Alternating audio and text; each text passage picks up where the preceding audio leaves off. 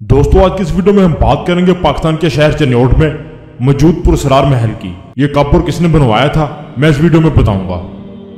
Video की तफसील में जाने से पहले चैनल को सब्सक्राइब कर लें और साथ मौजूद बेल आइकन भी प्रेस कर दें और वीडियो को पूरा देखें। हमारे इर्द गिर्द बहुत से ऐसे मकामात पाए जाते हैं जिनके बारे में अजीबोगरीब क़ियासाराइयाँ होती रहती हैं, जैसा कि कोई पुरानी हवेली, होटल, घर या कोई भी मुकाम पर जिन्नात, भूत, चुड़ैलें रहती हैं। इन बातों में कितनी सच्चाई होती है ये तो अल्लाह सुब्हानो तआला ही बेहतर जानते हैं।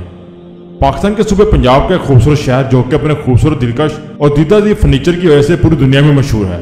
पाकिस्तान में चिन्योट का फर्नीचर लोग बहुत शौक से खरीदते हैं। मगर दोस्तों, इस खूबसूरत फर्नीचर वाले शहर में एक चीज़ और भी बहुत मशहूर है जिसके बारे में बहुत सी बातें मशहूर हैं। दोस्तों, इस शहर में एक मशहूर हवेली है जिसका नाम उमर हयात महल है। लोग इस महल को पुरअसरार समझते हैं, लेकिन इसकी वजह क्या है? तो ये बात 100 साल से भी ज़्यादा पुरानी है। शेख उमर हयात चिन्योट के कामयाब और अमीर बिजनेसमैन थे। इनको एक लड़की पसंद थी, लेकिन इनकी फैमिली को लड़की बिल्कुल भी पसंद नहीं थी। मगर शेख उमर हयात ने फैसला कर लिया था कि वो शादी सिर्फ और सिर्फ इसी लड़की से करेंगे। और फिर उन्होंने इस लड़की से शादी करके चिन्योट शहर को छोड़ दिया और इंडिया के शहर कोलकाता चले गए। शादी के कुछ वर्ष बाद शेख उमर हयात ने कोलकाता छोड़कर वापस अपने आबाई शहर चिन्योट आने का फैसला कर लिया और इनका एक बेटा भी था जिसका नाम गुलजार था। शेख उमर हयात चिन्योट में अपनी फैमिली के लिए बहुत आलीशान और मुनफरद हवेली तमीर करवाना चाहते थे और फिर 1930 में उन्होंने चिन्योट के अंदर एक खूबसूरत हवेली की तमीर का काम शुरू करवाया। इस हवेली को बनाने के लिए दूर दराज के इलाकों से माहिर कारीगरों को बुलवाया गया। हवेली की तमीर में इंतहाई कीमती लकड़ी का इस्तेमाल किया गया। इस हवेली पर बहुत पैसा लगाया गया। यह हवेली चिन्योट शहर के हर कोने से नजर आती थी। यह भी कहा जाता है कि उस दौर में हवेली पर 4 लाख से ज्यादा की रकम खर्च हुई, जो कि आज के दौर में करोड़ों से भी ज्यादा बनती है। इस मुनफरिद और खूबसूरत हवेली को देखने लोग दूर दूर से आते थे।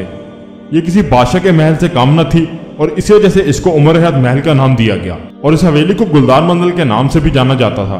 मगर दोस्तों, कुदरत को कुछ और ही मंजूर था। हवेली की तमीर के कुछ दिन बाद ही शेख उमर हयात की अचानक पुरअसरार तरीके से मौत हो गई और ये अपने खूबसूरत महल में ज्यादा दिन नहीं गुजार सके। और उस वक्त तक उनका बेटा गुलजार भी बड़ा हो चुका था और कोलकाता में बिजनेस कर रहा था। अपने वालिद की इस अचानक मौत पर गुलजार ने चिन्योट आने का फैसला किया। कुछ अरसे बाद गुलजार की वालदा यानी शेख उमर हयात की बीवी ने फैसला किया कि वो अपने बेटे गुलजार की शादी कर देंगी, क्योंकि इतने बड़े महल में वो खुद को तनहा महसूस करती थी। गुलजार की शादी का बहुत एहतमाम किया गया। पूरे चिन्योट शहर में गुलजार की शादी की इन्विटेशन के लिए ढोल वालों को भेजा गया और ये कहा गया कि जो भी इन ढोलों की आवाज सुने वो इस शादी में शरीक हो। शादी के लिए उमर हयात महल को बहुत खूबसूरती से सजाया गया, लेकिन फिर नाकाबिले यकीन वाकया रोनमा हुआ। शादी के अगले ही दिन गुलजार अपने कमरे में मुर्दा हालत में मिला। दोस्तों, कहानी के मुताबिक कहा जाता है कि कमरे में कोयले जल रहे थे और इन कोयलों के धुएं से गुलजार का दम घुट गया। मगर हैरतअंगेज बात यह है कि गुलजार की दुल्हन को कुछ ना हुआ। इसके बाद बहुत ही जल्द गुलजार की वालदा यानी उमर हयात की बीवी की भी मौत वाकया हो गई। इस पूरी फैमिली की इस महल के अंदर अचानक मौत ने लोगों को हैरान कर दिया था और बस फिर लोगों ने इस महल को पुरअसरार और मनहूस कहना शुरू कर दिया। उनकी वफात के बाद इस हवेली को इनके रिश्तेदारों ने संभाल लिया और उनके मुताबिक ये हवेली पुरअसरार है और यहाँ पर किसी की आवाज़ें सुनाई देती हैं और किसी की मौजूदगी का एहसास भी होता था। फिर इसी वजह से इस हवेली को काफी वक्तों के लिए खाली छोड़ दिया गया और लोगों को इस हवेली से डर लगने लगा। 1999 में हुकूमत ने इस हवेली का चार्ज अपने अंडर कर लिया और इस हवेली की मेंटेनेंस की गई और इस हवेली को यादगार के तौर पर बना दिया गया और इसके अंदर एक खूबसूरत लाइब्रेरी भी बना दी गई। उमर हयात महल आज भी अपनी पुरअसरारियत और खूबसूरती की वजह से मशहूर हो चुका है। ये महल आज भी पब्लिक के लिए ओपन है। आप चिन्योट शहर में जाकर इस हवेली का विजिट कर सकते हैं।